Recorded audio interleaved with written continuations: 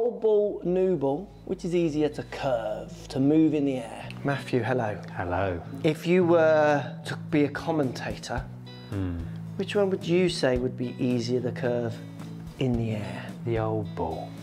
And if you were to be a golf pro who tries to understand ball flight laws, ball flight, use launch monitors, teach for many years, what would your guess be? Similar, personally. Should we test? Yeah, why not? So What do you think? why Do you do commentators, for me, it feels a little bit back in my day. You know when that comes out, that statement, you think, back in my day, I used to be able to play in the street. Back in my day when it was all opinions. Yeah. Oh. Back in my day when no one could prove I was wrong, I was able to say whatever I want. So this is a Dunlop 65 ball, old and small, and I'm using an old club, so bear with, this is not easy. Contacts can vary. I'm just going to try and hit straight shots to start with both balls. Yeah. If we get an equivalent strike, we'll look at the data. Okay. Like, let's try and work out why the ball goes where it goes. I'll hit one or a few, and then if they're cutting more or not, let's try and look at, is it the face, is it the ball, what's happening? All right. And we're using old club for all the tests. The club's going to stay constant, we're just going to change the ball, and I'm going to try and stay as constant as I can.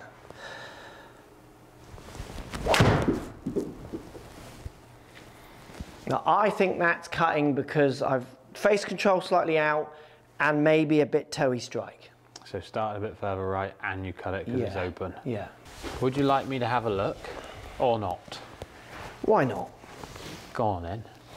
Table, club, slightly open, 2.2 open, and a toey strike, 11 millimeters. So what's the spin axis on that ball? So spin axis for anyone is basically how much the ball is going to curve. If you had a 0 spin axis, as the ball spins back, it spins on a 0 axis, it'll fly dead straight.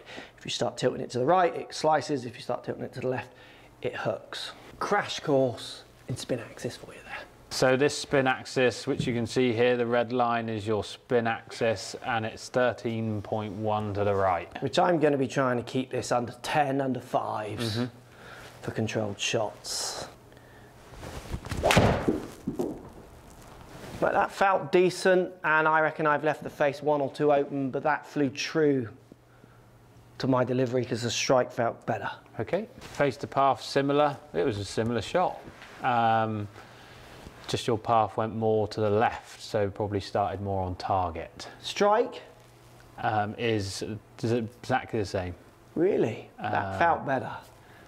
Spin axis halved. And that just feels like a straight shot. But I tried to hold on to the face there. Yeah. For me, those 3 shots have done what I'd expect those 3 shots to do compared to what I've done. Didn't feel like the ball had a say in what I was doing there. Should we try and match them with a new ball? Yeah, can I see the last one? Yep. So your face to path was 0.1 closed, and you were 9 millimeters toe, 6 millimeters high with strike. Spin axis obviously is going to be left on this one. Spin axis is 5.1 to the left. So again, I'm getting under 10 spin axis. I'm going to be, certainly anything in the 5s and below, I'm going to be pretty straight. Yeah. When it starts double figuring, if I'm not starting in the right place, there's curvature. Yes. But again, from those shots, I feel that was everything. The numbers show that was how I delivered the club. The ball really did what it was meant to do, yeah. Subject to my delivery. Let's go Srixon Zstar then, modern ball. So you're trying to match some of those shots, or? Really, I'm going to try and, the last shot was the best. I want to match that feeling, match that shot in theory. That's going to leak. That's the most offline. Yeah. I wonder if that's got the most curve as well. So your club was 3.6 open on that shot. So my worst face delivery, wasn't it? Yeah, and also staying over on the toe, 5 millimeters and 1 millimeter high. And if you, let's see the spin axis on that one then, please. Spin axis is 11.2 to the right. So slightly less. Slightly less than what your first one was. Which was, I think, 14, wasn't it? So you could argue that one is straighter with a worse delivery. Yes. Fractionally there. Yes, less tilt. That felt decent. Yeah, that sounded good too.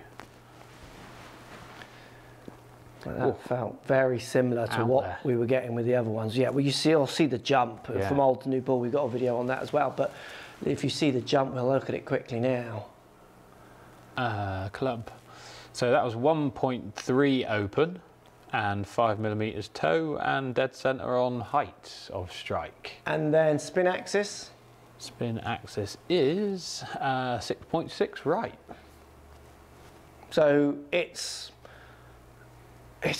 hard to see anything, is it not?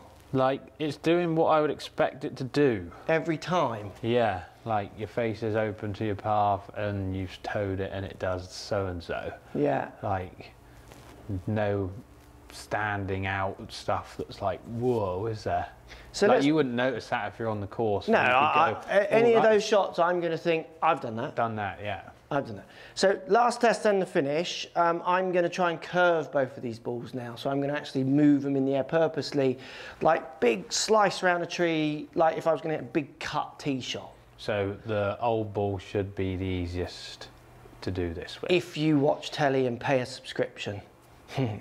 Cut one. Big cut though, not like a function. I wouldn't, you know, this is going big cut. Yeah. Still trying to hit target, mind. Oh, you have it, target. Yeah, that's as good as big cut you can hit round a tree from the tee. Get on the line. Oh. So I think we can use that as a goer. That's a good example, yeah. Zstar, see if I can shape this unshapeable ball. Oh, another target ball. Oh, that's two perfects. I mean, I can't hit them more. That is robotic stuff there. That is me being a robot. Yeah, that's impressive. Let's look at those. Okay, so let's go into table. Your last one that you hit with curve with the wooden wood had a spin axis of 19.2. So nearly 20 degrees. And your last one there with the new ball had 16. Very close. And you could argue, well, remember what I'm saying, if I'm under 10, under 5 spin axis, I'm hitting target. Yeah. So what was the difference there? Did we say 3 or something? Yeah. Less than that, wasn't it? Yeah, so I'm not even working that tolerance into my decent shots. Yeah. My decent shots, I'm trying to keep that spin axis under 10 for a functional shape and under 5 for a pretty straight ball. Unfortunately, it didn't get your club on the first one. No, because I'm so far across the machine when we do this test that it doesn't have enough time to see all the dots. Your paths are identical, 14.3 and 15.7, and your 1.3 up to 1.2 up, like, I'm guessing that with that curvature, you're going to have very similar face to path. Yeah, absolutely. So if you just put on this is the big point for me when this comment gets brandished around so constantly.